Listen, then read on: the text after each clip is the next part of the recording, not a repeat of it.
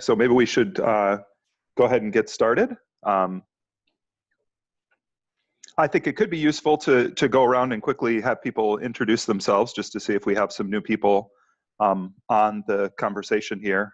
So I'm Cal Lee. I'm at the School of Information and Library Science at the University of North Carolina in Chapel Hill, where we are just entering the core of the remnants of Hurricane Michael. So I'm presuming we will not be losing power, but Cam and I are tentatively connected, assuming that the storm doesn't get too bad. So far, it's not looking too terrible. The BitCuratorEdu project is funded by the IMLS, and it's a partnership between Educopia, UNC SILS, Council of State Archivists, and a number of different partner schools that many of you represent. And so we're looking forward to having this webinar, which is the third in a series of 3, in which this one is focused primarily on what are the sort of IT support and administration implications of using some of this software in the teaching. So we'll kick off a little bit of just talking about what the tools are and why they might be used in teaching, and then we'll talk a good bit more and hopefully have a lot of active Q&A about some of the implications of offering supporting using this sort of software. So I don't know if everybody sees the same order that I do, but I know I see Melanie on there. Did you want to introduce yourself? No, I'm just here for support. Okay. Well, Melanie is here. I just see names, but if there's more than one person, sharing one of the connections, also let me know. The next person I see on the list is Howard. Yeah, I'm Howard Besser. I teach at New York University. We have a class on handling complex media, and for the last 6-7 years, something like that, we've been using BitCurator in the class, though we'd like to use it in a more robust way than we have been, or go deeper into it. Great, thank you. So how about Jane is next? On my list anyway. Can you hear me? Yes. Oh, good. Yeah, this is Jane Zhang, and I'm here at the Catholic University of America in Washington, D.C. And we have 2 classes here we use, and the software. And one is digital curation, the other electronic records, digital archives. We're trying to learn more in order to improve the use. Thank you. Okay, wonderful. And the next person I see is Cam. You'll be hearing from him later, but Cam, did you want to quickly introduce yourself? Yeah, hi everybody. I'm Cam Woods. I've been the technical lead on the various BitCurator projects, and I'll be speaking a little bit later during the presentation on some of the technical aspects of the tools. Great, thank you. So how about Randy? I see next.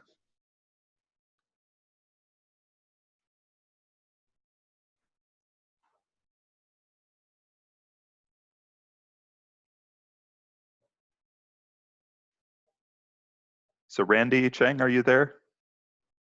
Oh, okay. Sorry, just said through the chat. I'm Randy Cheng from the iSchool at San Jose State University. My microphone is not working. Wonderful. Okay. Thank you for introducing yourself. So we then have Sarah. Are you on? Yes, this is Sarah Kuntz. I'm the State Archivist in North Carolina and representing the Council of State Archivists. Great, thank you. And then Steve is the last person I see listed. Hello, Steve Cox from Indiana University, trying to look at using this in the classroom with our library science program. Great, okay. Well, thank you, everybody. So again, the primary focus here, and if you haven't seen the recordings and want to see them, we've shared with the people who we have on the list, and if you haven't been on that list and want to make sure you get them, we can share the recordings of the previous 2. So the previous 2, one was an introduction to the BitCurator environment and kind of how we tend to use it in education and why that might be useful, and then the second was about BitCurator Access and BitCurator NLP. So there'll be a little bit of rehashing of kind of the functionality of the tools, but we're primarily focused again in this call on what does this mean for trying to support these kinds of things, right? Like, what does this mean for what students have to install, what you might have to have in a lab if you have things set up that way. And we know everybody is kind of in a somewhat different situation, so we're very interested in questions, observations, you know, lessons that you've learned that you want to share as well, right? Because we know that there's this whole range from a completely dedicated computer lab where the students come in and everything's pre-installed, to students running it on their laptops, to, you know, possibly administering some elements of the software remotely, though we can talk about some of the challenges of that, as well as obviously online environments where you might expect them to install it on their machines, but you're not there sitting there over the shoulder to look at it while they're doing it. So what I'm going to do here, if I can manage to pull it off, is I'm going to share my screen here. What we're going to do, I'm going to start out, and I'm going to be sharing the slides that I have here. Everybody should let me know if they don't see those. And then I'll hand off to Cam, who will be kind of sharing the screen and talking from the same set of slides, but for the second component of it. We're kind of tag teaming here so that if you share anything through chat that you have a question about, I'm primarily, you know, focused on the presentation and might not notice them, but hopefully Cam or somebody else will notice them and try to, you know, either alert me or chime in and respond. So again, this is the idea is the BitCurator environment, BitCurator Access and BitCurator NLP introduction for IT professionals specifically, but, you know, we'll talk a little bit more about the environments themselves. So the primary motivation here, and this is probably not news to a lot of the people on the call, is that people who are out there in the profession are starting to encounter, or, you know, aren't just starting, many of them have for many years, encountering things on media. So they can be things that they've newly acquired this way, or they've done inventories and found a lot of things in their collections. And so the motivation and presumption of this whole project is that we're focusing on supporting education in its various forms, whether this is a one-off workshop, you know, whether it's continuing education or something in an undergraduate, graduate, university course or curriculum. And of course, what's standing behind that is that we see that there's this professional need, right? We work very actively with people who are, you know, active in the BitCurator consortium, who might not be part of that consortium, but do a lot of work in this space. And so we're always trying to kind of feed into what it is that people are actually working on and the challenges that they're facing. The goals of appraisal, ingest, processing, born digital materials, you know, selecting the subset of materials that should be subject to ongoing preservation, ensuring the integrity of the materials, allowing users to make sense of them in terms of having the context around them, and then also preventing inadvertent disclosure of sensitive data. So the idea here is that this is the motivation for using these tools. It can teach students about how to carry out some of these functions. It's a very tangible instantiation of some of these things, even if this won't necessarily be the specific suite of software that they're going to be using in the future. You know, it's free and open source software that's been packaged specifically for a kind of library, archives, museum audience. And so when thinking about how to use it in education, it's really helpful to be thinking about which of these kind of functional areas might be the ones that are the primary area to be targeting, because obviously there are, in terms of the range also, I talked about the range of technical support, but there's also the range of depth that you cover, right? So this could be anything from having a one-off little demo and discussion where you just kind of use this as one example among many of software that might be out there, to a dedicated assignment, to an entire full semester assignment, right? So in our classes at UNC, we've had a number of cases where we have group projects where they spend the entire semester doing various things in the BitCurator environment, and then, you know, kind of reflecting on what that means for the practices they might be carrying out when they leave, and what it means for what the limitations and the strengths of the tools are. And these relevant principles that we always bring to this are provenance, original order, and chain of custody. So provenance being knowing where things came from and what's been done to them over time. The original order reflecting, were they in a particular folder structure? Is there a path that you should be aware of? And then chain of custody, which is obviously very closely related to provenance. It's basically the controlled documentation of provenance, right? How do you know where something came from? Who's had a hand in changing it or transferring it?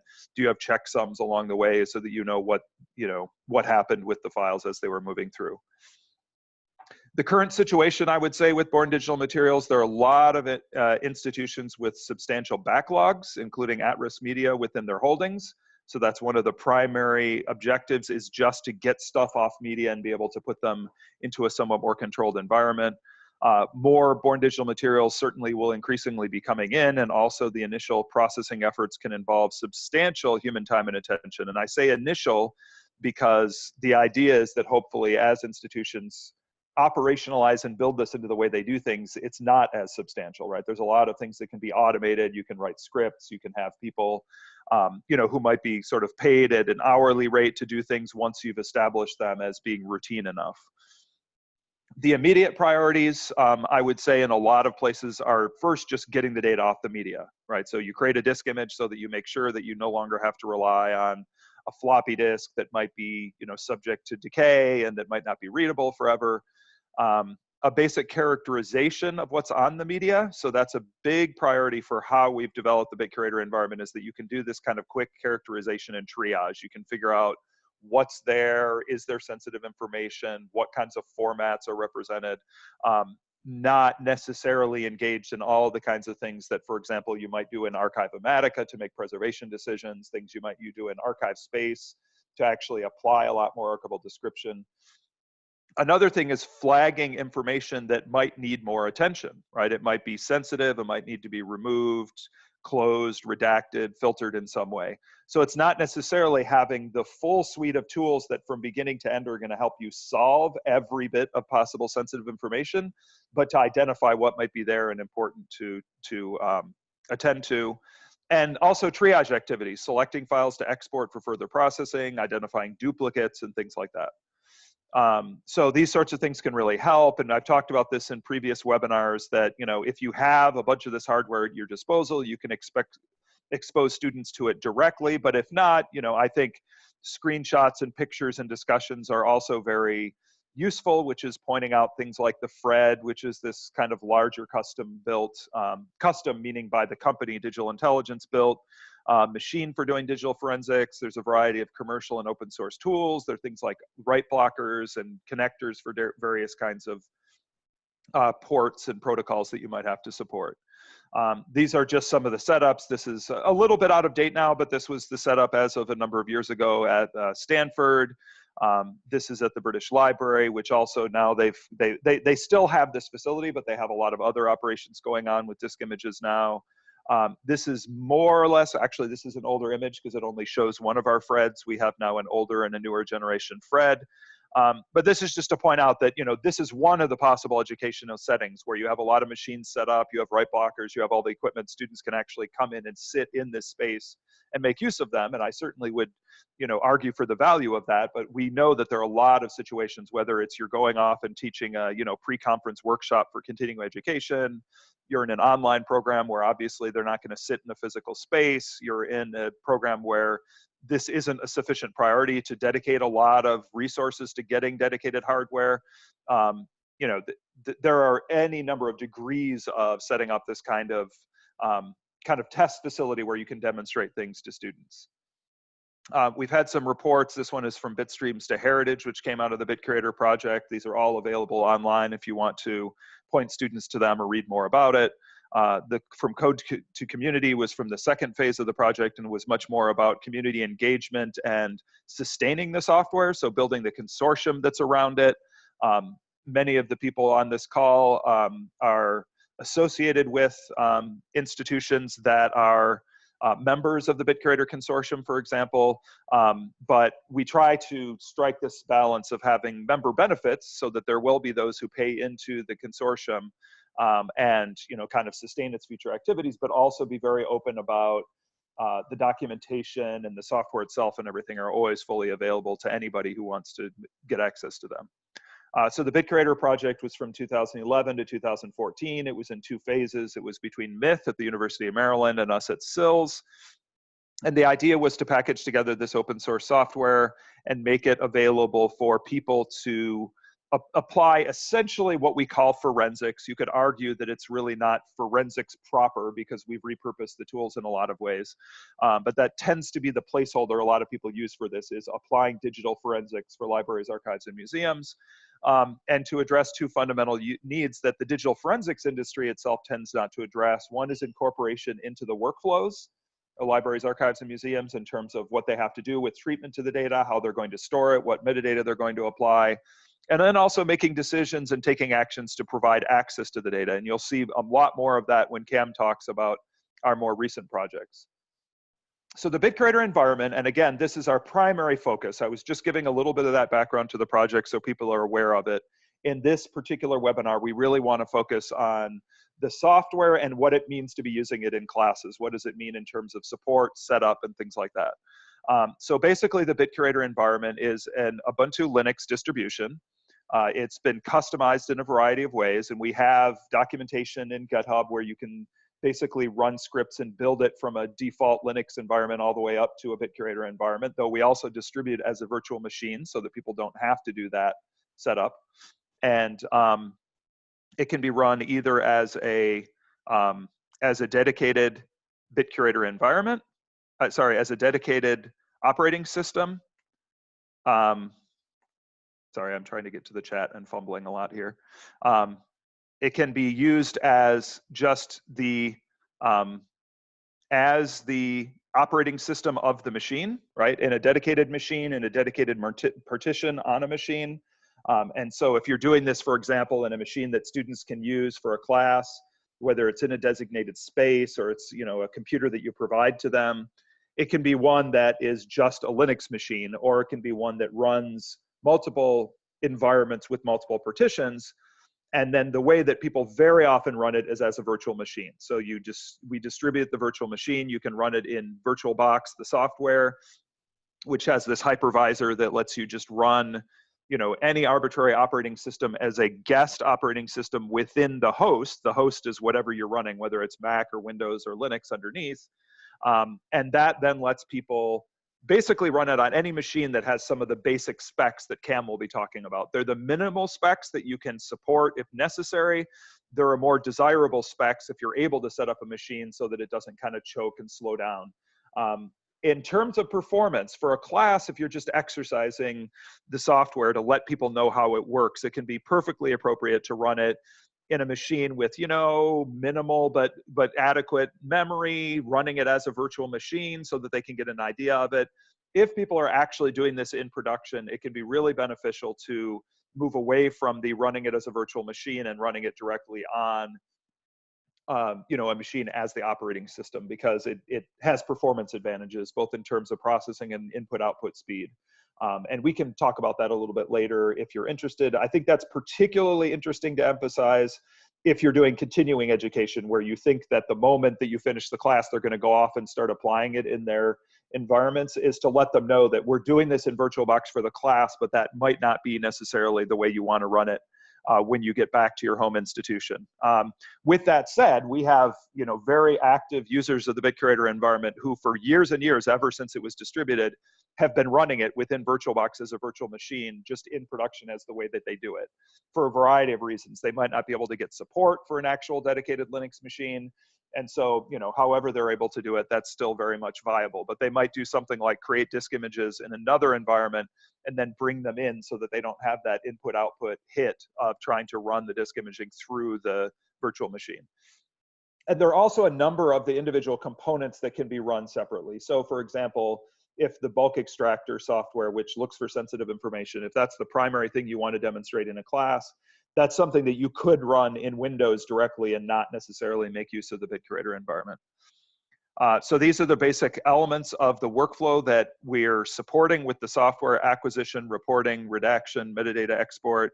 And each of these, you can see the kind of little boxes and lines within them. If you go to the BitCurator website and look further at the documentation, you can kind of see these broken down in terms of what the different tools are and what the outputs are. But one reason it's useful to emphasize these elements is to say that this is not, you know, the sort of fix-it-all, push the red button environment, right? As no software is, of course. So for students to have an understanding that this addresses elements of a digital curation workflow, but it's not replacing archival description systems. It's not replacing a dedicated digital preservation environment like Archive-O-Matica or Preservica or whatever it might be. So I think that's helpful to place it in context as well. So just a few things about the environment. One is that when you set it up by default, it actually allows you to attach devices as read-write. If you want to change that policy, it's very straightforward. You go into this thing that you can see at the top there with the red circle around it, to set the USB mount policy to be read-only. There's some technical reasons that we can go into later if you're interested, but we, for several years, had it set up that by default, any device that you attached was read-only, and you'd have to change that policy to writable. In order to allow people to address some issues they were having with dual boot environments, we just shifted it so that the default, as the virtual machine distributes to people, is with writable being set as the default. But the idea here is this doesn't replace hardware-based write blockers, for example, that you might teach about in your classes, but it is one kind of additional fail-safe to try to make sure that you don't inadvertently write to a device that you're just trying to use as a data source. This is Geimager, which is for creating disk images, and you can populate the various elements. You can create disk images either as raw disk images or forensically packaged ones. That's a distinction that we can go into later in the discussion if people want to. I presume that everybody on the call is probably familiar with raw disk images, which basically just lift all of the sectors off of the device. A forensically packaged disk image then does a lot of further processing to it. It compresses, it chunks it up into little segments that each have their own integrity checks with them, so that if part of the disk image gets corrupted, you can still use other parts of it. And it also embeds metadata. So you can use Geimager, which is this graphic user interface, to demonstrate to students how they can create disk images. There are diminishing returns in the educational value of this. If it's a semester-long project, it could be worthwhile for them to do this. If it's continuing education where somebody is doing this in their own setting and they really want to have the experience of taking something from their own collections and running it through and creating a disk image, that can be beneficial. But for most purposes, when we do education using the software, we show them Geimager and then we simply hand them a disk image. Because especially for larger, more interesting disk images, it just takes a while for the software to crank along, and it doesn't really teach you much beyond configuration, right? Once you know how to set the settings, clicking on start and watching the little progress bar isn't particularly illustrative of anything unless it fails out, right? So just, you know, to be aware that we always demonstrate this software to students so they're aware of it, but we actually only in very limited cases have them actually create disk images, at least in the settings that we tend to teach. You can display disk image metadata if you go to scripts, disk image information, and then show EO1 info. What this is showing here is that metadata that's embedded inside of the disk image. So it's showing you the things about the acquisition, when it was acquired, what the checksum was of the underlying data when it was run, and those sorts of things. You can export files from a disk image. So this is a dedicated tool that we built for the environment, the disk image access tool. Here you can see that it's showing you the tree of the files within the disk image, and you can see those that have been deleted have the red, which means that they're not allocated within the file system. There might be recoverable data there, but you don't know for sure. And you can go in here and identify the ones that you might want to export by either, you know, a big batch or one at a time, or only those that have been allocated, meaning you just want the files that haven't actually been deleted within the file system. So this is just peeking inside of a disk image. The alternative is to mount the disk image. So you can run this script that will then mount the disk image, and you can look at the contents within the environment, you know, just looking at it as if it were a disk that was attached to the machine. In the BitCurator environment, you can also run a variety of scripts. This is one of the things that's the customizations I had made reference to earlier. This is just 1804 Ubuntu, you know, long-term release Linux, but it has a variety of customizations. In addition to that software installed that I've just showed you, which is not, you know, default Ubuntu software that you're going to get if you just install the operating system. Another thing we have is things like that setup for setting the mount policy of a disk, as well as these various scripts that if you right-click on something, you can run tasks a little more quickly. So here, scripts, file analysis, calculate MD5. It'll ask you, do you want to display it on the screen or save it to the file? For this purpose, we're showing displaying on the screen just so you can see it. You'll see the hash. If you were to scroll over a little bit farther, you'd see that it's the hash tab and then the file name with its path. There's nothing very magical about this. If you've been exposed to checksum software before, you know, it all pretty much works this way. It generates a checksum with an association with a file name. It dumps them all into a big text file. And then if somebody wants to validate the checksums, it basically goes in reverse. It goes back into that text file and checks to make sure that they all still match. You can also view in a hex editor. So, and sorry, that red square there should be a little bit smaller to just emphasize that bottom item on the menu, which is View in Hex Editor. If you do that, then you open up a file and you can see here the hex representation on the left and the ASCII translation of that hex on the right. You can see this is the sort of the header at the beginning of a PDF file. There's also bulk extractor, which is something that gets a lot of use by our user base of the BitCurator environment. This is software that was developed by Simpson Garfinkel, who originally generated it for dissertation research he did quite a few years ago. Then he was for a number of years at the Naval Postgraduate School. He was then at NIST, and now he's with the Census Bureau. But ever since he first generated it, he's been kind of the caretaker of the software, has continued to improve it. And what it does is scan for potentially sensitive information. So you can see all these little default scanners that look for GPS, geocoordinate data. It looks for things in EXIF, you know, embedded in images. It looks for encryption keys, for email addresses, credit card numbers, all kinds of things that might potentially be sensitive. So this is a useful way, I think, to demonstrate to students, you know, how to run software like this, but also to start thinking about what you would want the options to be. Would you want to be running regular expressions? You can see where it says use find regex text file. Are there customizations you'd want to do? Are there certain of these you'd want to turn on or off depending on what your use case is, right? I mean, knowing that the software can do what it does is really useful, but you also want to be thinking about how you'd actually configure it to meet the needs of a particular institutional setting. And this is what the output looks like if you open it in the bulk extractor viewer. You can see the email addresses that it is reported. Basically, it just scans through the disk.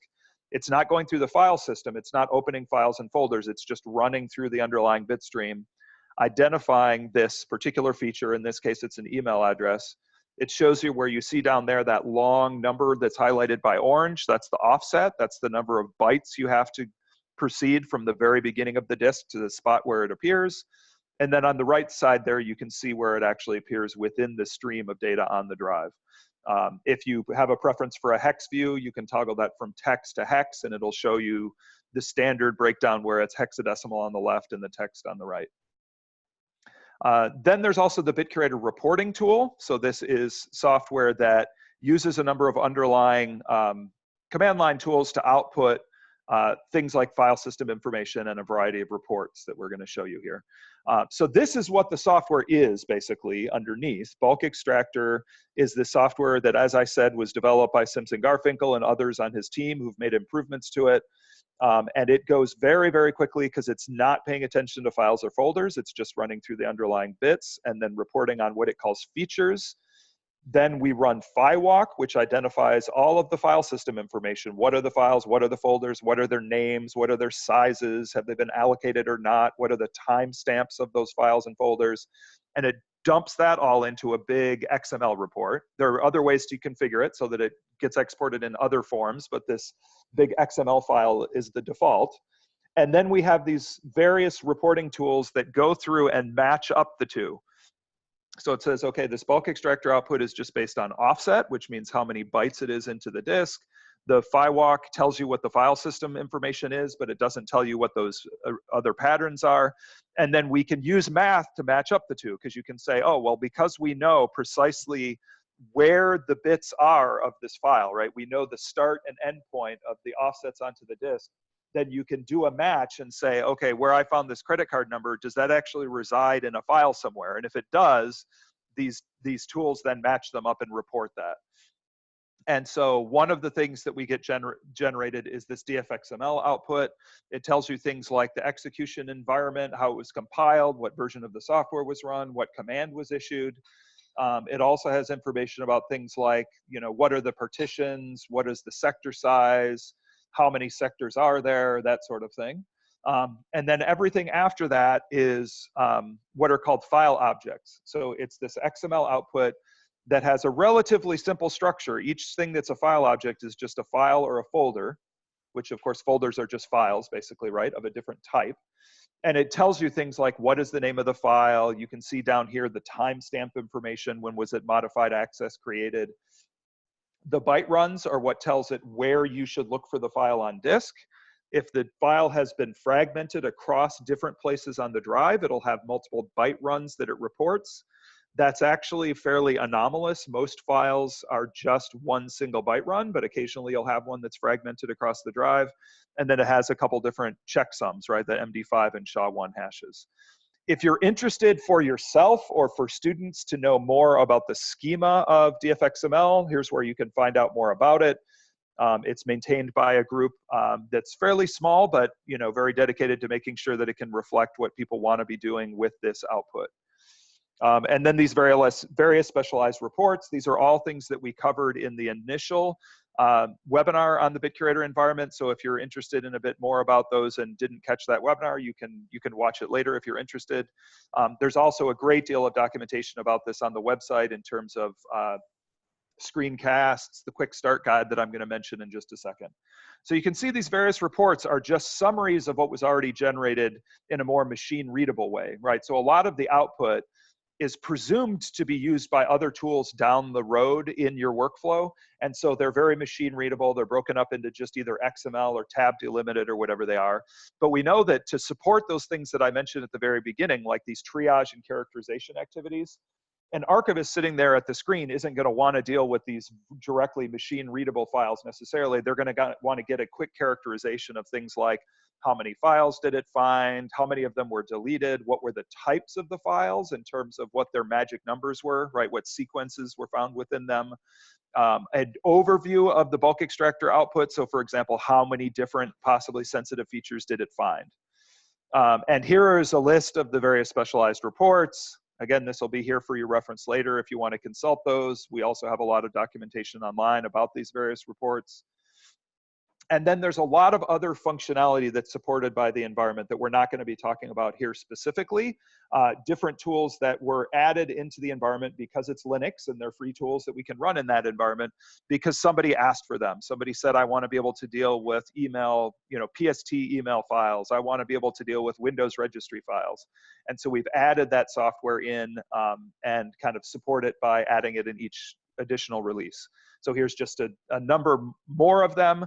An example I believe I used in the first webinar was this NSRL lookup, for example. If you're teaching a more advanced class where you have more time to run through exercises like this, this is something we do in our full semester digital forensics class. It's something we do in the SAA DAS curriculum when we do the more advanced digital forensics class, is NSRL lookup will find a match between the hashes of known system files and the ones that are actually on the machine. So you can, for example, say, show me all the files associated with this program that I just installed on my Windows machine. Could they match things that are in the National Software Reference Library that's maintained by NIST so that I could possibly exclude them from my analysis if this were a collection? I could go in and say, well, I'm not going to look at those as user files because they're just system files. One of the reasons this is instructive for students is it shows them the power of this kind of matching. Another reason is it's a very eye-opening caveat to the ability to do these kinds of things, because if you just have students arbitrarily pick a program and its system files and then run it through this exercise, some of them will find a lot of matches and some of them won't, because the NSRL tries its very best to keep up with all of the system files that are being installed associated with software in all these different environments. But that's really like a losing battle in some ways. There's no way they're going to be comprehensive about it. So we found that that's really useful in teaching also, is kind of, why might you not find matches in some cases? Would this tool still be useful even if you didn't always get a completely comprehensive coverage with it? One that's also useful to demonstrate to students is called FSLint. This is a tool that will very, very quickly find duplicate files if you point it at a directory. It does it much more quickly than you would by just running checksums, because it is doing a comparison of more quickly identifiable characteristics like size of file, the first few bytes of the file, before it then runs checksums on just the ones that have passed those earlier tests, right? So it's a good way to kind of demonstrate how you can do identification of duplicate files as well. You can show embedded metadata in a forensically packaged disk image. This was something that came up in an earlier slide, and I'm just reiterating it to point out that this is something you can demonstrate to students when they're dealing with a disk image, right? You can see this acquisition information with the timestamps and the checksums and all of that. So the quick start guide, as we mentioned in the first webinar, is where you can find out information about how to install the software, how to run through it. You can point students at this and really have them go from the point of not having it on their own machine at all to having installed it, set it up, and running through the various tasks. And so we've found that it is a very approachable document. I mean, certainly aspects of any of this software can feel a bit intimidating to students if they're new to them. But we've done a lot of work over a number of years to make this quick start guide fairly self-explanatory. It's got a lot of screenshots. It's got a lot of textual descriptions of the steps that people need to follow. And we do our best to make sure that it reflects all the latest characteristics of the release when things are updated. So obviously, if you find things that seem to be a mismatch with what the software is doing, alert us to it. But those are relatively rare because we do our best to make sure that it's updated when new releases of the software come out. So what I'm going to do is now, if people have questions, I'm very happy to take them. I wasn't able to keep up with the chat if there was anything posted there, but I will be able to now. I'm going to stop sharing and let Cam start sharing his screen now. So are there any questions or comments anybody has so far? Oh, and so Cam pointed out that, well, everybody has seen this already probably, right? The links that I shared were out of date because of some changes we made to the website. So you should probably follow the ones that Cam provided through the chat if you're interested. I mean, also, if you just search for the titles of either of those reports, you'll be able to find them fairly easily. So before Cam kind of takes up the next set of slides, did anybody want to share either questions or any experiences they've had with issues of, you know, trying to use or support the software from the perspective of, you know, just the logistics of the software itself?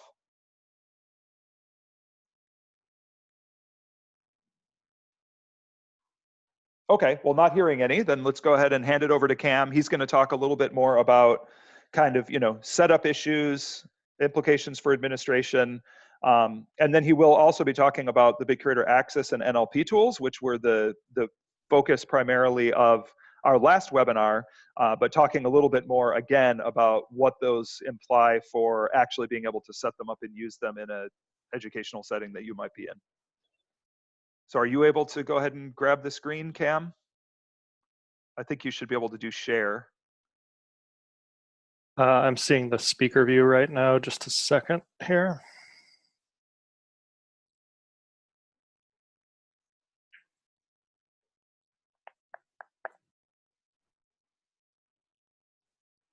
All right.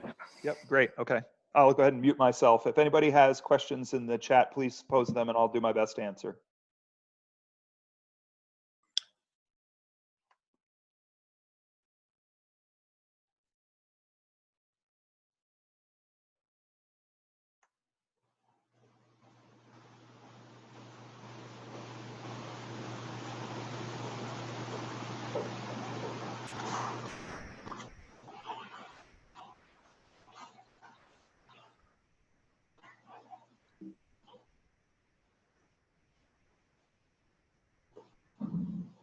All right. I'm getting a little bit of feedback from somebody's mic. Okay, it could be me. I'll make sure that I'm muted. Okay.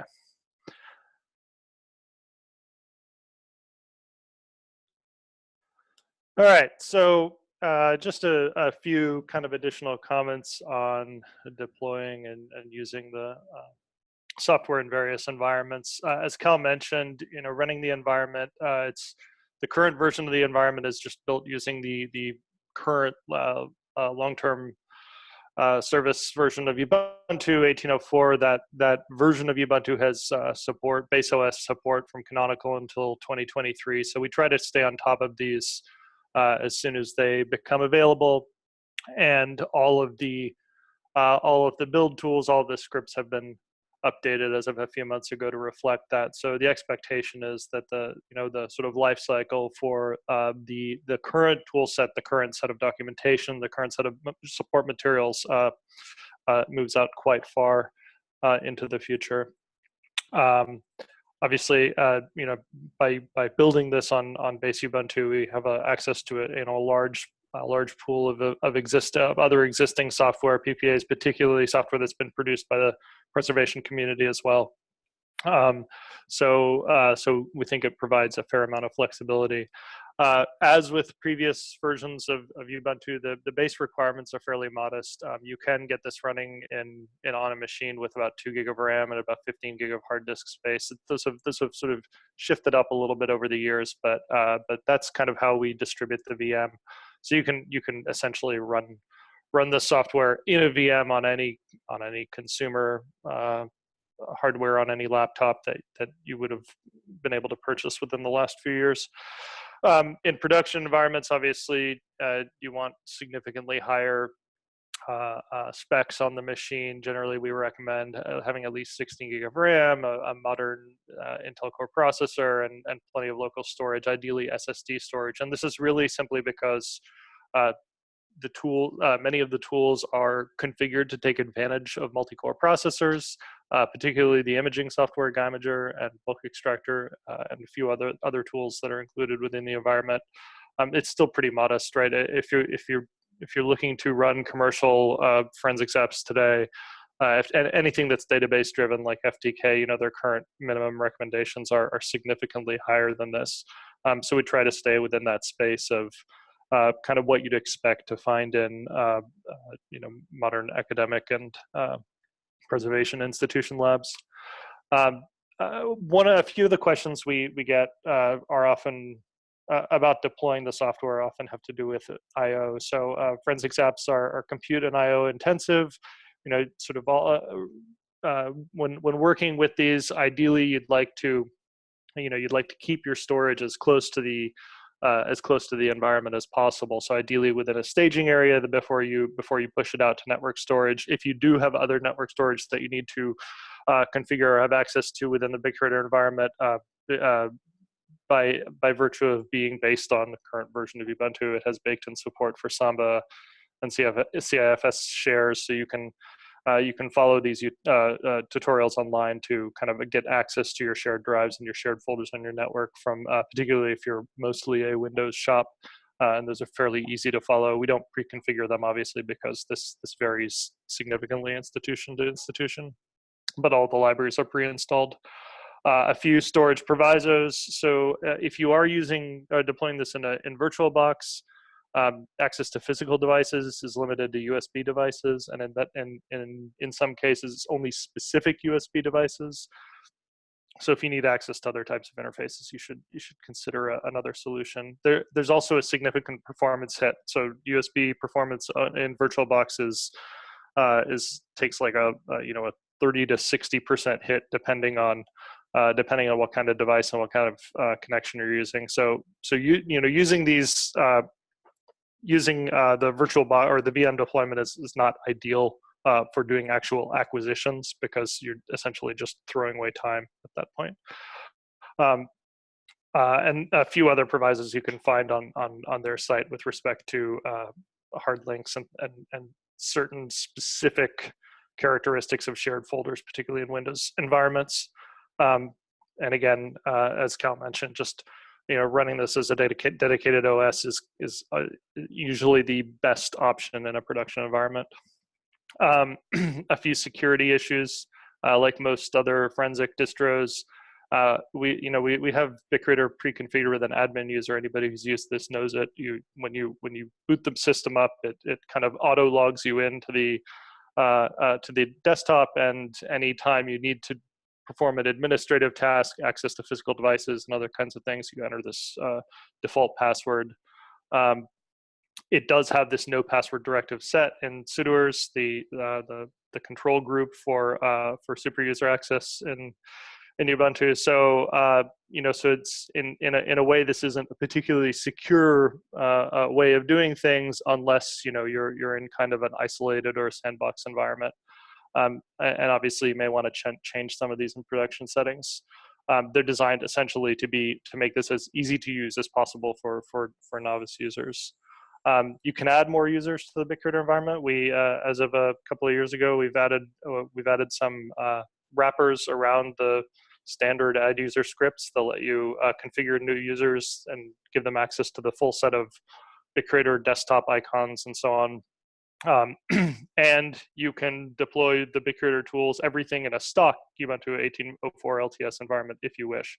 So we have a within the last year or so, we've changed how the software is deployed, and it's now deployed using Salt, which you can pull a package down for, run a sort of single command, and it will take any existing Ubuntu 18.04 environment and kind of turn it into BitCurator.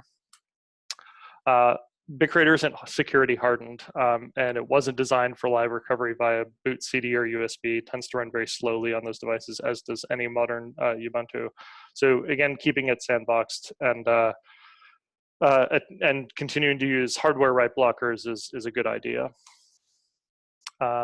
So a few notes on some other projects that we have worked on in the sort of following years beyond the original BitCurator grant. So the first of these is BitCurator Access. This was a 2-year project, ran from 2014 to 2016. Again, it was funded by the Mellon Foundation, and this sort of idea here was to expand on the functionality that BitCurator provided by building tools that could support access to these sort of novel types of packages, these forensic disk images and artifacts that were produced by the analysis tools. So we had several core areas that we focused on, and one of these was tools and reusable libraries to support web access services, and I'll talk about that in a few slides when I talk about our the most recent project NLP, because we've kind of expanded on that tool.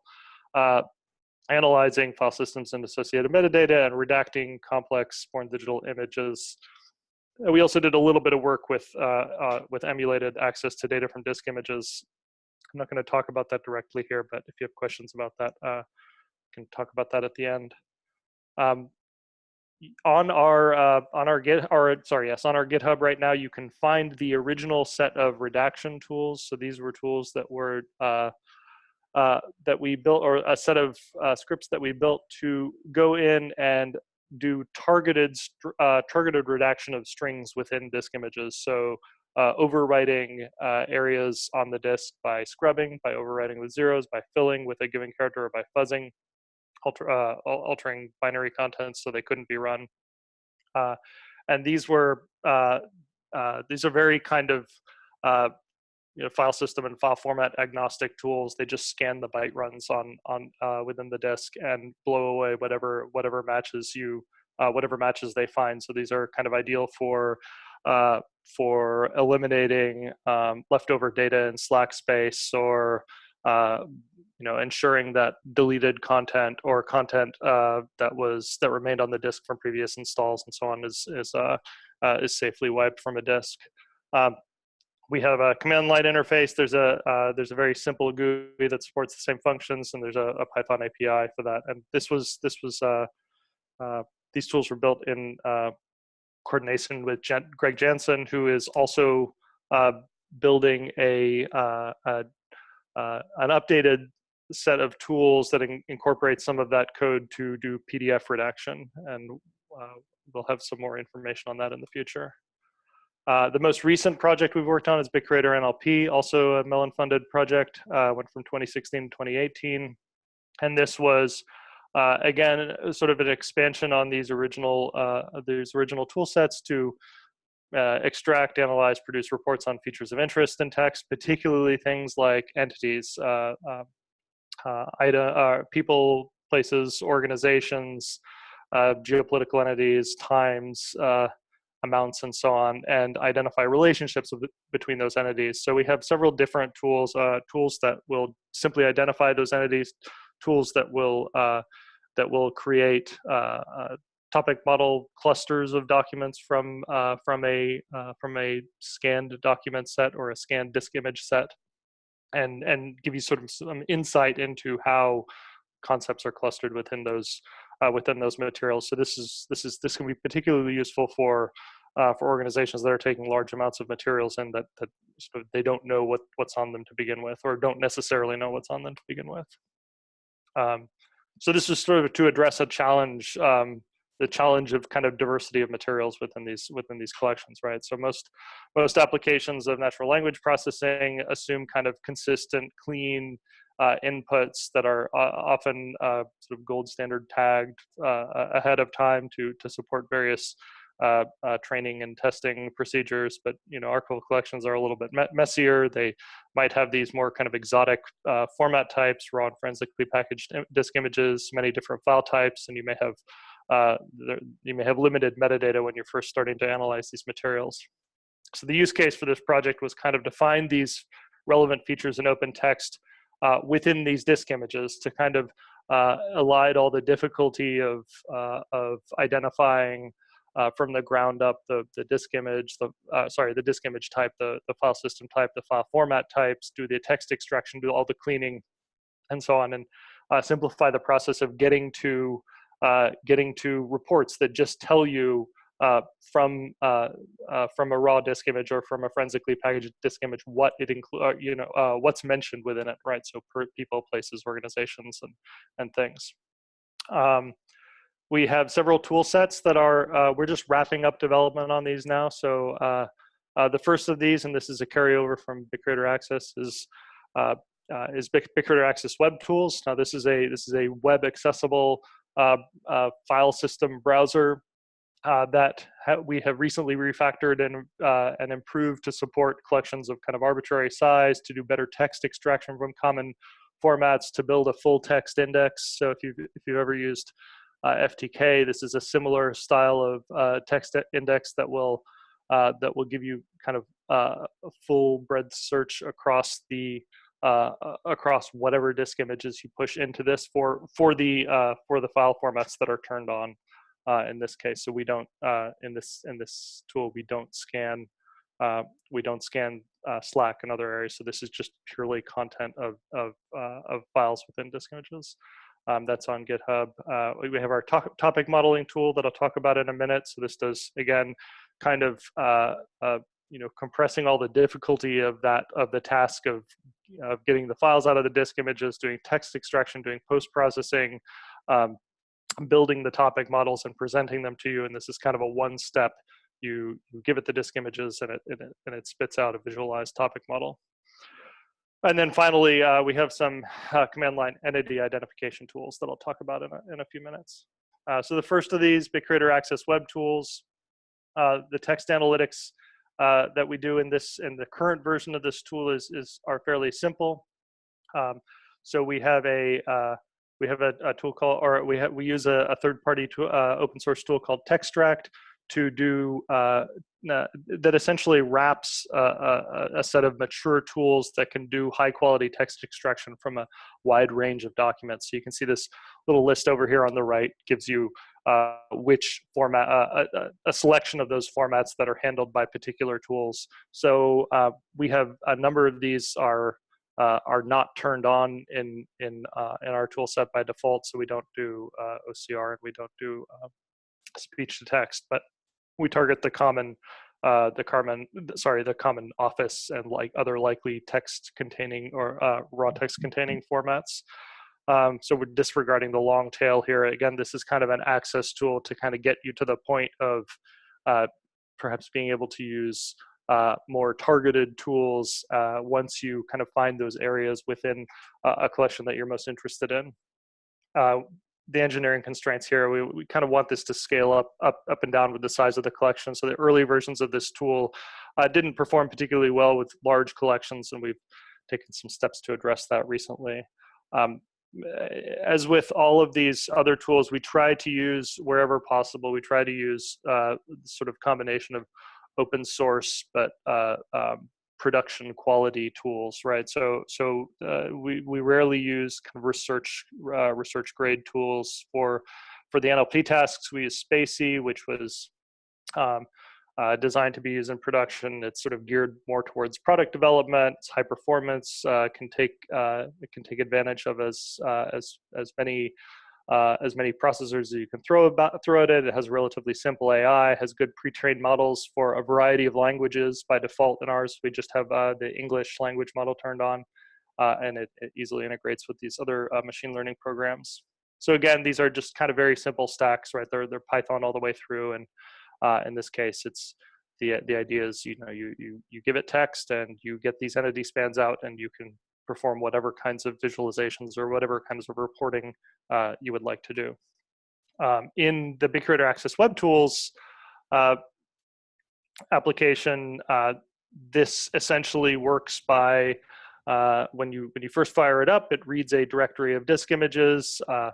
It parses through the entire file system and directory trees within those file systems, identifies those files that are candidates for text extraction, performs the text extraction, and starts indexing that on the back end. And this happens kind of asynchronously with the browsing experience. So when you bring it up, you can start browsing, and the interface will tell you when it's finished indexing and processing a particular image. So when you click on one of these image groups, you'll see a selection of disk images that are contained within that image group. These are all configured by a simple JSON file that you can point to various local or network locations and build these kind of very simple views into disk images that are potentially in different sets of disk images that are potentially in different physical or virtual locations. You'll note over here, these are relatively small images. These are all distributed with the tool set, and it shows when it finished indexing them. When you click on a particular image, it will show you all the partitions within that image. When you click on a particular partition, it'll step you down into a file system view for that partition if it recognizes the file system. And in this case, it uses the sleuth kit to extract all of the file system metadata. You can download the individual files, but if you click on the file names, what you get is if it is a candidate file for text extraction, you get the raw text extracted from that file. In this current version of the tool set that we're getting very near to releasing now, the Spacie is used to do entity extraction and visualize those entities within the file system, or sorry, within the text within the file. So you get this kind of searchable and browsable view of all of the files within the disk image, and then sort of individual text extractions for individual text extractions for individual files. And again, because this is for access, we'll tolerate some noise. It doesn't always get the entity identification correct, but we're not too concerned about that. Because these entities are indexed in the background, you can search for them, right? So if Spacie identifies a particular entity that you're interested in, and you go back and enter it in the full text search, you will get a list of all of the documents that contain that entity, as you would expect. But again, this is all happening sort of live through the index that has been created from your particular collection of disk images. And you can go back and ensure that those files are in fact the ones you're looking for. We've run this through larger collections, things like GovDocs, and you can also build charts to show you kind of what the entity distributions look like for the particular set of documents you're looking at. The source code for this is all on GitHub. Again, this is a tool that deploys in a VM.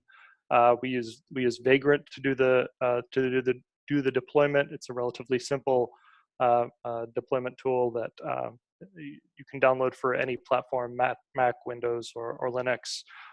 It kind of has a one-step deployment path. You download the Vagrant tool, you run this one particular command, and it builds the whole VM for you and starts up the web service on the local machine. So you have the option of just running it again on your laptop, or deploying it remotely and doing a little bit of network configuration to provide sort of true web style access for it. You can find, I think, if you go to the URL that was up here in the previous slides, dogwood.ils.unc.edu/8080, you will see, you should be able to see the live version that's kind of sitting on the open net right now.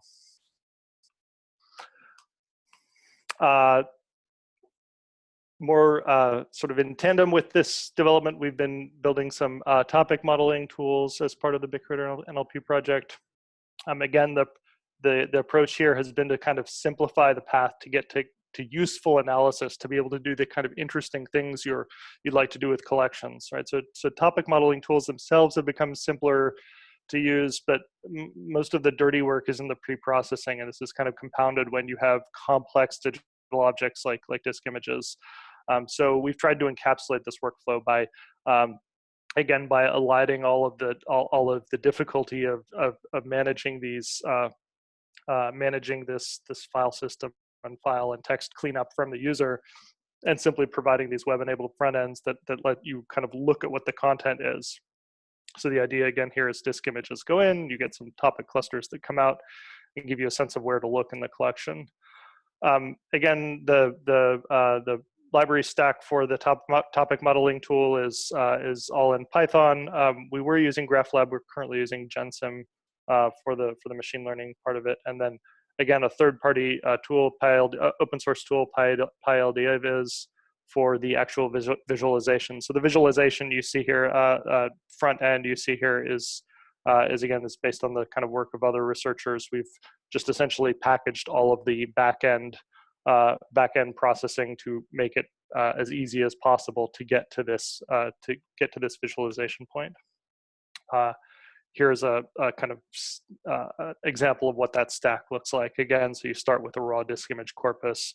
You push this through the digital forensics virtual file system to do all the file system analysis, textract again to extract all the text contents, get the raw text corpus, clean it up, pass it through one of these machine learning tools, and then pass it out to the client with the visualization tool. This is sort of what it looks like on the back end. Again, if you're more if you're interested in specifically how LDAviz or PyLDAviz works, you can find the original author's research online. But essentially what this shows you is it shows you the most relevant terms for a particular topic with respect to their it shows you the term frequencies for those most relevant terms for a topic sort of overlaid over the general term frequency for your entire collection. So if you look up here, again, these are examples from GovDocs, some synthetic disk images we created. So these appear to have something to do with some type of legal or government process. If you look at some of these topics that are sort of further away in this multidimensional space here, so we pick one that doesn't seem to have any overlap with any of these other topics. Sure enough, this one is kind of an odd one out, some sort of recipe, and so you can kind of use these to identify where the relevant concepts within a large collection might be. Again, the code is on GitHub. This is a very resource-intensive tool, so it's a good idea to deploy this within a VM that has significant resources associated with it. And we're working on better deployment options as we go along. Finally, the entity extraction or reporting tools that we've been working on most recently. Essentially, these are command line tools that produce bulk extractor style reports for from extracted text from these document collections. So this tool set doesn't target disk images; it just targets directories full of documents, and spits out lists that include kind of what the count of a particular term was within the document, the term itself, and then the spans. And this particular image doesn't actually have the spans turned on, but I think in the current version of the tool, those are turned on. So again, just an overview of this. There is a curses style interface to this, a very simple curses style interface that lets you, that pre-populates a database for an arbitrary collection of documents, allows you to navigate the contents of that, and spit out these reports that include counts of individual items within a document. So you could potentially use this to create reports that you could pass to your own post-processing, either do some analysis on this in an additional script, or dump it into Excel and do things there with it. Again, the sources and development info are all online. You can find a kind of master overview of all these tools on bitcurator.github.io, and then all these individual tools on there in their own individual repositories. And that top link is kind of the master link that describes how all of the repositories relate to each other and which repositories are connected to particular projects. So if you ever go directly to the source to look at where these tools are and when they've last been updated, that's kind of the place to start to understand where what the overall connection is between these various repositories. Again, you can find all the latest news on bitcurator.net, and that's just another shot of the bitcurator.github.io page. So I guess we have some time to open it up for questions. Maybe I'll just leave this. Maybe I'll just leave this up so people can follow those links if they need to.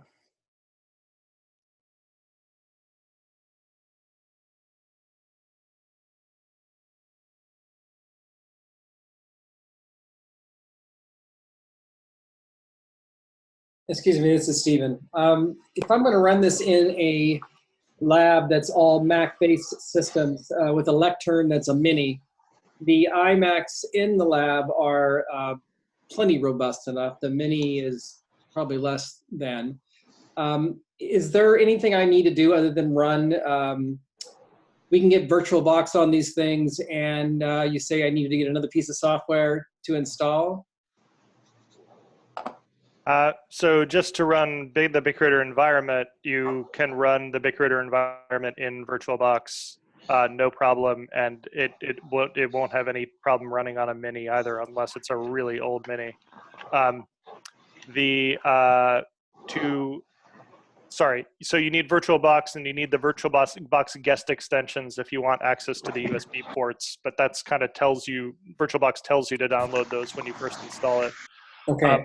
To deploy BitCurator Access Webtools, because it has to run in a VM as a server, right? It's a web service that is deployed via Vagrant, and Vagrant also has a Mac client. It's vagrantup.com.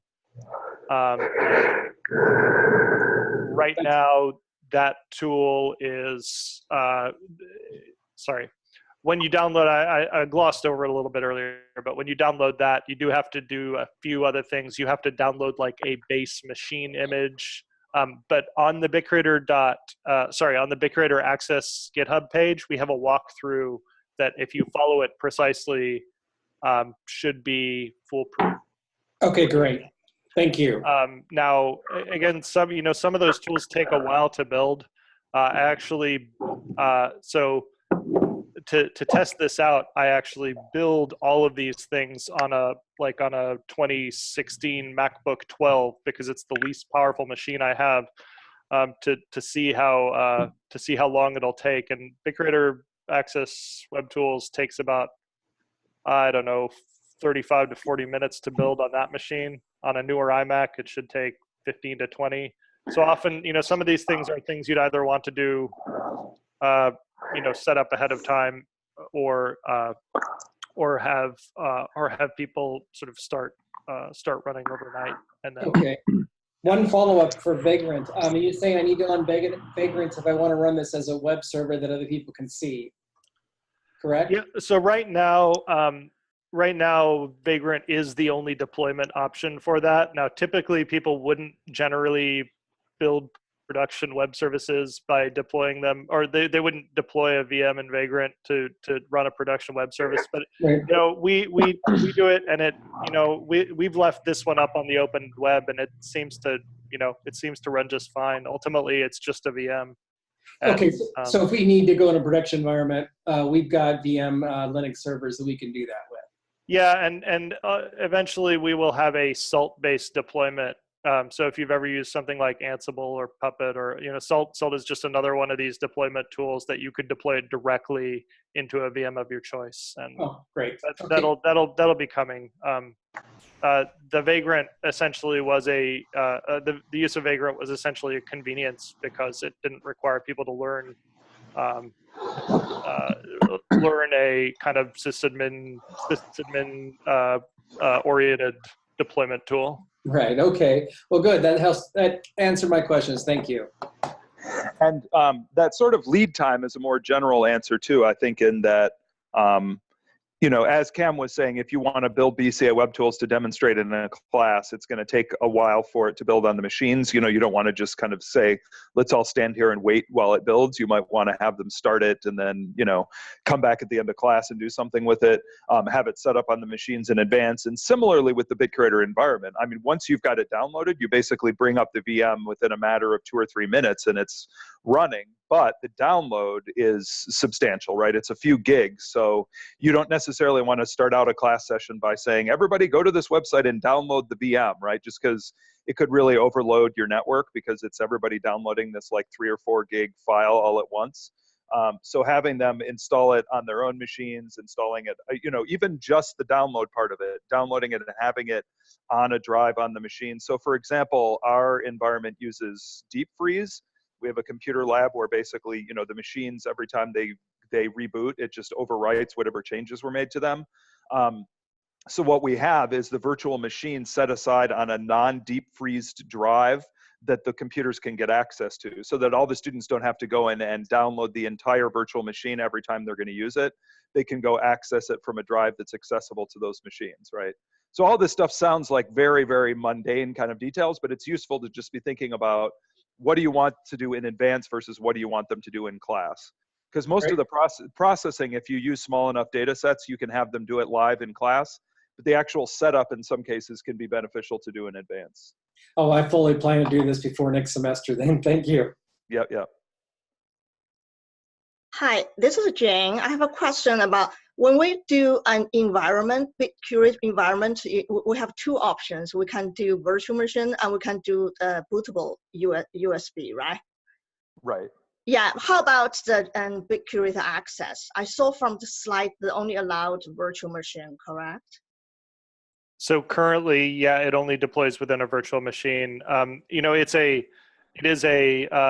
can think of it as it's like a full web server stack, right? So on the back end, it's running a Postgres database. It's running Nginx, the Nginx web server. It's running, so it's the kind of thing that you'd typically have running on a server, somewhere within your organization that wasn't physically accessible, right? So because we know most people aren't going to kind of be testing that way, we provide, or that most people aren't going to be setting up their own Linux servers to install all this software manually. We provide the virtualized build process to kind of simplify that for you.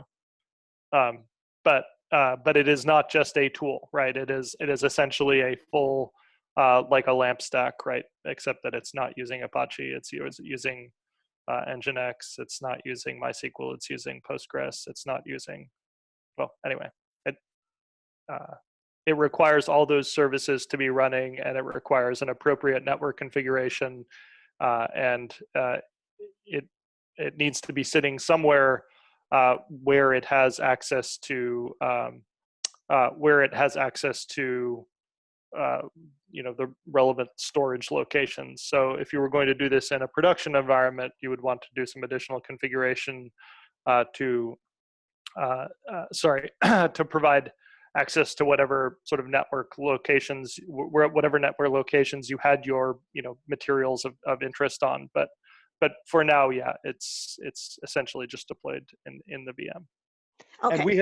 And we had talked about that a little bit during the last webinar, but there are these scenarios where you could just point them at this Dogwood server that Cam had talked about just to see it in operation, right? Assuming our development server is up at the time of your class, right? Because it's usually up, but sometimes comes down because it's our development server. Another is that you would have the students run it on their own machines, and it sounds odd to have them each be running a server, but it really is like Cam was saying, it takes a little time to run to build the VM using Vagrant and everything. But once it's up and running, I mean, it really can just run on you know, any decent laptop. And then they can, you know, they'll be running it as like localhost. They'll be accessing it as if it's a server remotely, but just directly on their machine. And the third option is you could have it set up just on like a, you know, a server that you've set up specifically for this, for students to kind of bang on, and then you just take it down when you're done demonstrating it.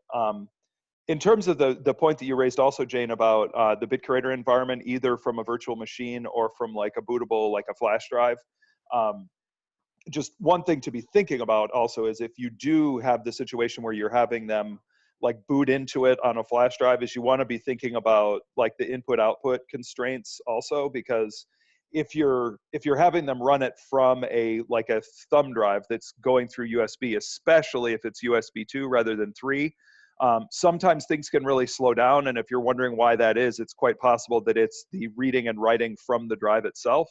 So it's not like you're running into, you know, something that's CPU bound because your machine isn't keeping up.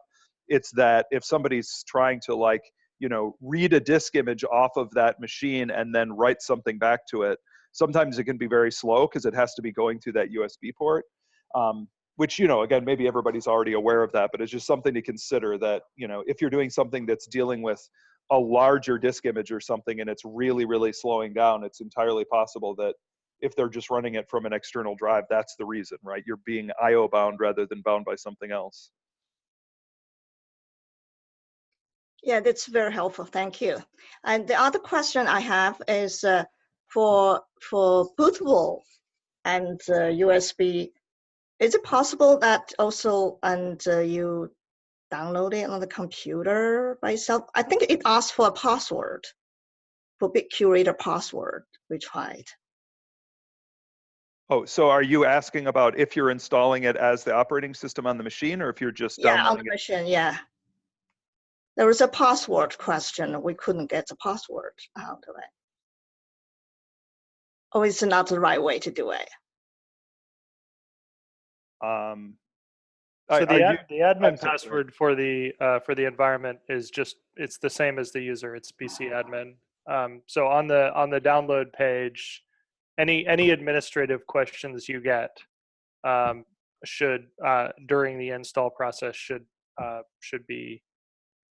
Sorry, I can simplify this. There should be no other password on the system other than the administrative password that is BC admin. Right, unless you've somehow set up another account. So it's basically username BCADMIN, and then the password is BCADMIN. And you're sometimes prompted for that, like if you go to unmount a disk image or something, it might ask you for that. Yeah, I think that's what we came across. It's BCADMIN. Right, like BitCurator administration, right? I will, maybe there was another, now that I think about it, maybe there was another issue you ran into, which is when you try to install the BitCurator environment, there's a weird glitch in the Ubuntu installer where if you click through everything really quickly, near the end of the install process, it will prompt you to enter user information, like a username and a password, and it actually doesn't record that anywhere, and because it's not supposed to show you that dialog. So if you're installing BitCurator and you hit that dialog, you can just click on the back button, wait like 30 seconds, click forward again, and it should just take you to the end of the process. Oh, okay. Does that make sense? Yeah, So I think maybe that's the what you were saying you ran into. You were running into something where it was like it was asking you for a username and password as you were installing. Yeah, correct. Yeah, that's a glitch in the Ubuntu installer, and they haven't fixed it we can't fix it, and they haven't fixed it for forever and ever. So the installer, once it starts, it will dismiss that dialog automatically. So if you hit that screen, you can just hit the back button, wait like 30 to 40 seconds, and then hit forward again, and it should just automatically take you to the next page. Okay, I'll try that. Yeah, it's a really unfortunate that they haven't fixed that, but I mean, it's no consolation to you, Jane, but usually people don't run into that, right? It's that generally doesn't come up. So okay, yeah, I just saw that we couldn't figure right. Yeah, that's a frustrating thing to run into. Sure. And also, just as a general point, right, we've got those URLs up there, but the BitCurator users list is one that's completely open, so you can see questions people have posted. You can post your own questions. We do also have a dedicated help desk that's for BitCurator Consortium institutional members. So that's kind of a separate member benefit where they can post a question to this kind of pooled help desk, and then they can get responses. But if you ever run into issues where you figure, oh, I bet somebody else has had this same issue as me, you know, kind of rather than sitting back and, you know, getting overly frustrated, one way to address it also is to pose a question to that list, because very often you'll get an answer that way also. And this is one of the things we've talked about, right, is whether we want to have some additional mechanism for getting this kind of feedback to instructors who are using the software that might be more specific to the kinds of things we tend to confront. And that, you know, that may very well be an outcome of this project. Right now, we just have either your institution joins or you pose your questions to the user list. Oh yeah, and Cam had pointed out, you can also formally file issues with the consortium. So that link that he has. So this is something we've set up, you know, not too long ago, is this JIRA ability to kind of, you know, if you run into something that you think is genuinely a bug and you want it to be addressed, you can pose it there, and which is a great service to the consortium, because we're always trying to figure out if there are issues that people are running into that we're not aware of. Yeah, I just want to let you know, admin password worked. Great. It let us perfect. know. Yeah, thank That's you. Great. Excellent. Good thing we had this call, huh? yeah, they're very helpful. Yeah. Yeah, thank you for asking, Jane. Yeah. So other questions that anybody has?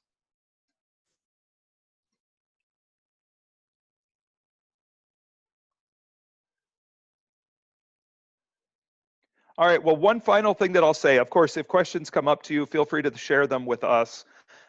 You know, these things are being recorded. We've got these 3 different webinars.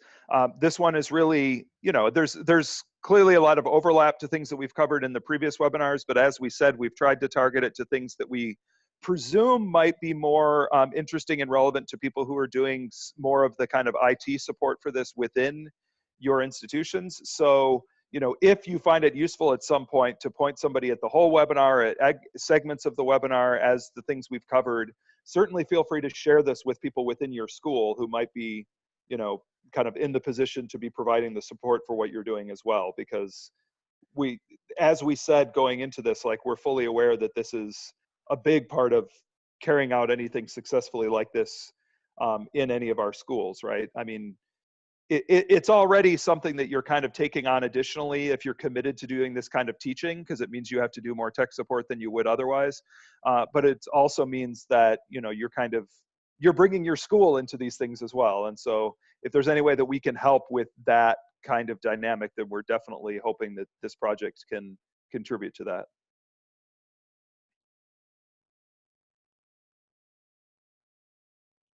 So once again, do let us know after if there are questions or thoughts that you have about anything that we covered.